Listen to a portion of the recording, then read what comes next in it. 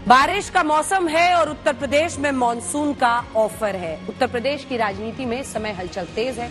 Samajwadi party के मुखिया अखिलेश यादव का मॉनसून ऑफर चर्चा का विषय है। इसी बीच अब यूपी के उप मुख्यमंत्री केशव प्रसाद मौर्य ने अखिलेश यादव के मॉनसून ऑफर का बिना नाम लिए जवाब दे दिया है।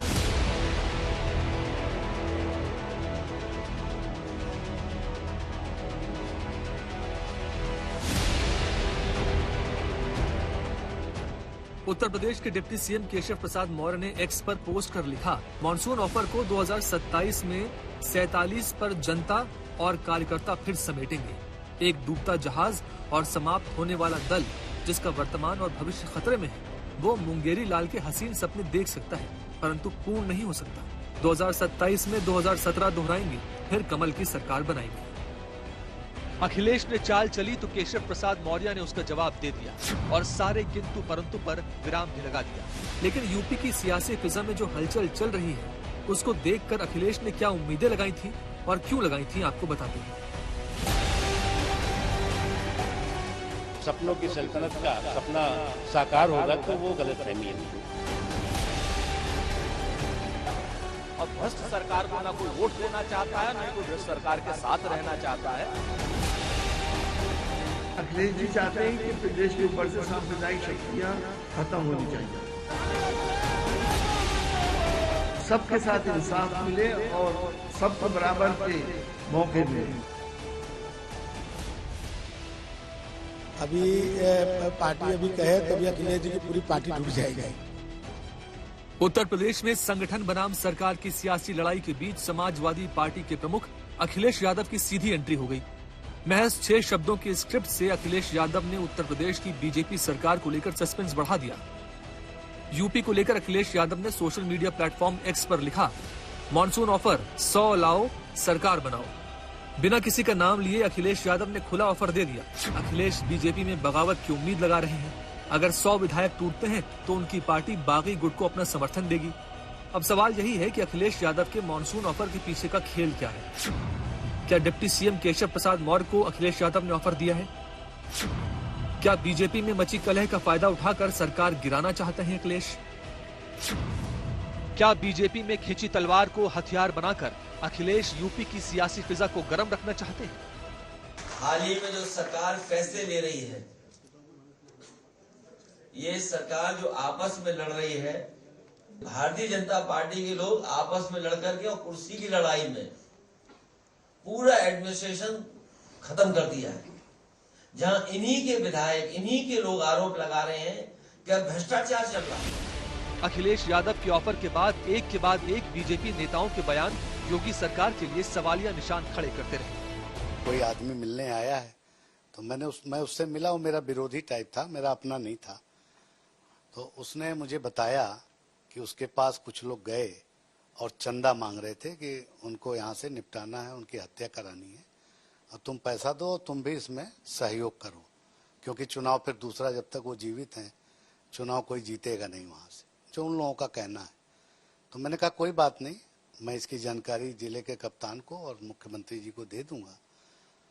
फिर उसके बाद मैं लखनऊ आया और पहले तो एसएसपी को मैंने दिया, फिर माननीय मुख्यमंत्री जी को दिया। मुख्यमंत्री जी ने कहा कि मैं इसकी जांच करा के कार्रवाई करूंगा। आज 11 दिन हो गए हैं, लेकिन मेरे तक तो कोई जानकारी नहीं आ पाई। मुझे सूचना मिली है कि स्थानीय पुलिस लीपापोती करने में चीजों को अदरवाइज में लेकर के और उन अपराधियों से मिली हुई। हमें ये कहने में संकोच भी नहीं, मेरे 42 वर्ष के राजनीतिक जीवन में तहसील और थाने का ऐसा भ्रष्टाचार न सोच सकते थे, न देख सकते थे, वो अकल्पनीय। ऐसी स्थिति में अखिलेश यादव ने बीजेपी नेताओं को पार्टी तोड़कर साथ आने का ऑफर देकर बड़ा दांव चलने की कोशिश की थी। अखिलेश जी का ऑफर जो है, ये एक तरह से जो मनोवैज्ञानिक युद्ध जो होता है ना, जिसको माइंड गेम बोलते हैं राजनीति में, ये उसका एक हिस्सा है, ताकि जो बीजेपी की रैंक एंड फाइल है, खासकर एमएलएज, उनमें एक रीथिंकिंग शुरू हो जाए और जो ओबीसी ये विधायक हैं उनमें जो है, बाकी इसमें कोई दम मैं इसलिए नहीं मानता कि भारतीय जनता पार्टी की सरकार उत्तर प्रदेश में इंटैक्ट है, उनका विधायक दल इंटैक्ट है और केशव प्रसाद मौर्य जी कल्याण सिंह नहीं है। कल्याण सिंह ने हिम्मत की थी अपनी पार्टी के खिलाफ जाने की, पार्टी तोड़ के अलग जाने की। उसके अलग कारण थे, परिस्थितियां अलग थी। केशव प्रसाद मौर्य जी पार्टी में रह करके पार्टी के अनुशासन के भीतर पार्टी के कुछ बड़े शीर्ष नेताओं के आशीर्वाद से कुछ पाना चाहते हैं, चाहे वो मुख्यमंत्री पद उनको मिले, चाहे संगठन में कोई बड़ा पद मिले, लेकिन वो पार्टी के बाहर या पार्टी से विद्रोह करके कोई ऐसा काम नहीं करना चाहते। और इसलिए मुझे लगता है कि अखिलेश जी के ऑफर में इसको सिर्फ एक राजनीतिक बयान के तौर पर मैं देखता हूं। लेकिन क्या यूपी में ऐसा संभव है? क्या बीजेपी के 100 विधायक बगावत कर सकते हैं? क्या वाकई योगी सरकार पर खतरा है? आखिर नंबर गेम की कसौटी पर अखिलेश यादव का ऑफर कहां टिकता है, आपको बताते हैं। दरअसल इसे समझने के लिए आपको यूपी विधानसभा का गणित समझना होगा।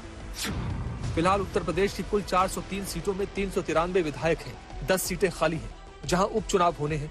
बहुमत का आंकड़ा 197 है, जबकि एनडीए के विधायकों की संख्या 283 है, जिसमें बीजेपी के 251, अपना दल के 13, आरएलडी के 8, एसबीएसपी के 6, निषाद पार्टी के 5, वहीं इंडिया गठबंधन के कुल 107 विधायक हैं, जिसमें समाजवादी पार्टी के 105, कांग्रेस के 2 विधायक, जबकि 3 अन्य विधायक हैं। अब सवाल है कि क्या यूपी में बीजेपी की सरकार गिरना संभव है? ये तभी संभव है जब 168 विधायक बगावत करते हैं, और ऐसी सूरत फिलहाल नजर नहीं आती। अभी पार्टी अभी कहे तो अभी अखिलेश जी की पूरी पार्टी टूट जाएगी। क्या उनका कहना गलत है? एकदम गलत है। आज केवल कभी कभी क्या होता है कि बबूर तो आराम मिल जाता है, अखिलेश जी को इस बार बबूर के पास आम मिल गया है। जो ये लोगों ने संविधान का और आरक्षण का जो डर दिखाया लोगों को, तो बहुजन समाज पार्टी का वोट इनको जो है साथ लड़ करके भी 19 में नहीं मिला था, लेकिन इस बार 10% वोट उनको मिल गया। तो इसलिए वो ज्यादा दिन तक ये चलने वाला नहीं है।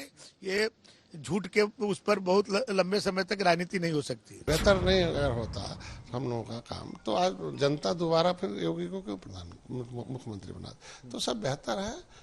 मैंने कहा 1-2 लोगों के अपने निजी उनके कोई मामले हो सकते हैं, लेकिन पहले ही बताया था कि ढेर सारे अधिकारी अच्छे काम करें तो सर्वोत्तम प्रदेश है।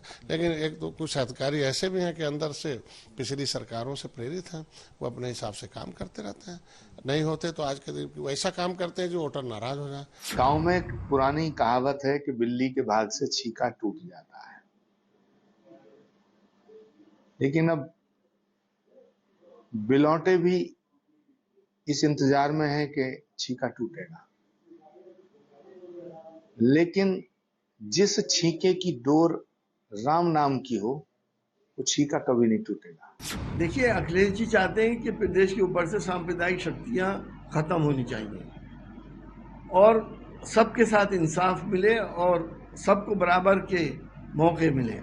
इसीलिए उन्होंने पहले भी इस बात को कहा था कि आप 100 विधायक ले आइए, अपनी सरकार बना लिए। और अब क्योंकि मानसून आ रहा है, तो वो तो मानसून ऑफर के नाम से उन्होंने लिख दिया। सबको मालूम है कि वो ये क्यों कर रहे हैं। अखिलेश के मॉनसून ऑफर ने उत्तर प्रदेश में सियासी घमासान तो मचाया, लेकिन केशव प्रसाद मौर्य के जवाब ने फिलहाल इस हलचल को यहीं पर रोक दिया है।